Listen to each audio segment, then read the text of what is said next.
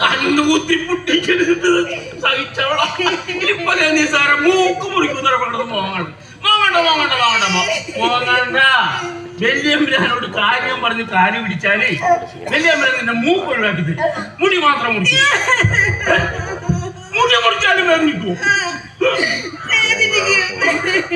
കണ്ണും മൂക്കും ഒന്നും എനിക്കൊരു പ്രശ്നമല്ല. പക്ഷേങ്കിൽ എന്റെ ഈ മുടി മുറിച്ച് കളഞ്ഞാല് എന്നെ കാണാൻ ഒരു ഭംഗി ഉണ്ടാവില്ല. ഇതാണാ മുടി. നിനക്ക് എന്തിനായി ഇത്രയും വലിയ സൗന്ദര്യം? നിനക്ക് ഞാനില്ലേ?